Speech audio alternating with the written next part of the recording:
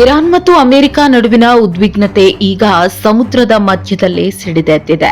America ದಾಳಿಯಿಂದ ಇರಾನ್ನ ಯುದ್ಧ ಹಡಗು ಭಾರೀ ಹಾನಿಗೊಳಗಾಗಿದ್ದು, ಘಟನೆ ಜಾಗತಿಕ ಮಟ್ಟದಲ್ಲಿ ಸಂಚಲನ ಮೂಡಿಸಿದೆ. ಯುನೈಟೆಡ್ ಸ್ಟೇಟ್ಸ್ ನೌಕಾಪಡೆ ನಡೆಸಿದ ದಾಳಿಯಲ್ಲಿ ಇರಾನ್ಗೆ ಸೇರಿದ ಯುದ್ಧ ಹಡಗು ಸಮುದ್ರದಲ್ಲೇ ಸ್ಫೋಟಗೊಂಡಿದೆ ಅಂತ ಹೇಳಲಾಗ್ತಾ ಇದೆ. ಈ ದಾಳಿಯ ಬಳಿಕ ಹಲವಾರು ಸಿಬ್ಬಂದಿ ಸಮುದ್ರಕ್ಕೆ ಬಿದ್ದಿದ್ದು, ಕೆಲವರು ಮೃತಪಟ್ಟಿದ್ದಾರೆ ಎಂಬ ಮಾಹಿತಿ ಲಭ್ಯವಾಗಿದೆ. ಘಟನೆ ನಡೆದಿದ್ದು ಶ್ರೀಲಂಕಾ ಸಮೀಪದ ಸಮುದ್ರ ಪ್ರದೇಶದಲ್ಲಿ. ತಕ್ಷಣ ಕಾರ್ಯಾಚರಣೆಗೆ ಇಳಿದ ಶ್ರೀಲಂಕಾ ನೌಕಾಪಡೆ ರಕ್ಷಣಾ ಕಾರ್ಯ ಆರಂಭಿಸಿತು. ಸಮುದ್ರದಲ್ಲಿ ತೇಲ್ತಾ ಇದ್ದ ಕೆಲವರನ್ನ ರಕ್ಷಿಸಲಾಯಿತು, ಇನ್ನು ಕೆಲವರಿಗೆ ಆಸ್ಪತ್ರೆಗೆ ದಾಖಲಿಸಲಾಯಿತು. ದುರದೃಷ್ಟವಶಾತ್ ಹಲವಾರು ಮೃತದೇಹಗಳನ್ನ ಪತ್ತೆ ಮಾಡಿ ಸಮುದ್ರ ತೀರಕ್ಕೆ ತರುವುದು ಕೂಡ ನಡೆಯಿತು. ಈ ಘಟನೆ ಬಳಿಕ ಇರಾನ್ ತೀವ್ರ ಆಕ್ರೋಶ ವ್ಯಕ್ತಪಡಿಸಿದೆ. ಇರಾನ್ ಸರ್ಕಾರ ಇದನ್ನ ಪ್ರಚೋದನಾತ್ಮಕ ಕ್ರಮ ಎಂದು ಹೇಳಿದೆ.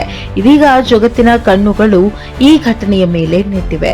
ಈ ಸಂಘರ್ಷ ಮತ್ತಷ್ಟು ತೀವ್ರ ಆಗುತ್ತಾ ಅಥವಾ ರಾಜತಾಂತ್ರಿಕ ಮಾತುಕತೆ ನಡೆಯುತ್ತದೆಯೇ ಅನ್ನೋದು ಮುಂದಿನ ದಿನಗಳಲ್ಲಿ ಗೊತ್ತಾಗಲಿದೆ.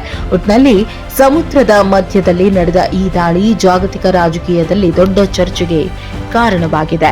ಈ ಘಟನೆ ನಡೆದ ಪ್ರದೇಶವು ಶ್ರೀಲಂಕಾದ ದಕ್ಷಿಣ ಕರಾವಳಿಯಿಂದ ಅತಿ ದೂರದಲ್ಲೇನೂ ಇರಲಿಲ್ಲ.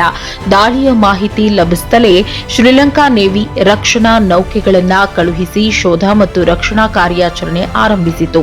ಸಮುದ್ರದಲ್ಲಿ ತೇಲ್ತಾ ಇದ್ದ ಹಲವು ಸೈನಿಕರನ್ನ ಜೀವಂತವಾಗಿ ರಕ್ಷಿಸಲಾಯಿತು. ಗಾಯಗೊಂಡವರನ್ನ ತಕ್ಷಣವೇ ಕರಾವಳಿಗೆ ತರಲಾಗಿದ್ದು, ಸಮೀಪದ ಆಸ್ಪತ್ರೆಗೆ ಸಾಗಿಸಲಾಗಿದೆ. ಆದರೆ ಈ ದುರಂತದಲ್ಲಿ ಕೆಲವರು ಪ್ರಾಣ ಕಳೆದುಕೊಂಡಿರುವುದಾಗಿ ಅಧಿಕಾರಿಗಳು ದೃಢಪಡಿಸಿದ್ದಾರೆ. ಸಮುದ್ರದಿಂದ ಹಲವು ಮೃತದೇಹಗಳನ್ನ ಹೊರತೆಗೆದು ಗುರುತಿಸುವ ಪ್ರಕ್ರಿಯೆ ಮುಂದುವರೆದಿದೆ. ಉಳಿದ ಕೆಲವರು ಇನ್ನೂ ಕಾಣೆಯಾಗಿರುವ ಸಾಧ್ಯತೆ ಇದೆ ಎಂಬ ಶಂಕೆ ಕೂಡ ವ್ಯಕ್ತವಾಗಿದೆ. ರಕ್ಷಣಾ ಕಾರ್ಯಾಚರಣೆ ಇನ್ನೂ ಸಹ ಮುಂದುವರೆದಿದೆ. ಅಮೆರಿಕ ಸರ್ಕಾರ ಈ ದಾಳಿಯನ್ನ ತನ್ನ ಭದ್ರತಾ ಹಿತಾಸಕ್ತಿಗಳ ಭಾಗವಾಗಿ ಸಮರ್ಥಿಸಿಕೊಂಡಿದೆ.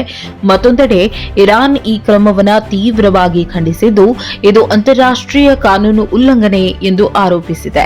ಈ ಬೆಳವಣಿಗೆಗಳಿಂದ ಎರಡು ರಾಷ್ಟ್ರಗಳ ನಡುವಿನ ಉದ್ವಿಗ್ನತೆ ಮತ್ತಷ್ಟು ಹೆಚ್ಚುವ ಸಾಧ್ಯತೆ ಇದೆ. ಯಾವುದೇ ಸುದ್ದಿಯ ಅಪ್ಡೇಟ್ ಅನ್ನ ಮಿಸ್ ಮಾಡ್ಕೊಳ್ಬಾರ್ದು ಅಂದ್ರೆ ಈಗ್ಲೇ ಒನ್ ಇಂಡಿಯಾವನ್ನ ಸಬ್ಸ್ಕ್ರೈಬ್ ಮಾಡಿ. ನಿಮಗೆ ಬೇಕಾದ ಭಾಷೆಯಲ್ಲಿ ಎಲ್ಲಾ ಸುದ್ದಿ ತಿಳಿಬೇಕು ಅಂದ್ರೆ ಒನ್ ಇಂಡಿಯಾ ಆಪ್ ಅನ್ನ ಡೌನ್ಲೋಡ್ ಮಾಡ್ಕೊಳ್ಳಿ.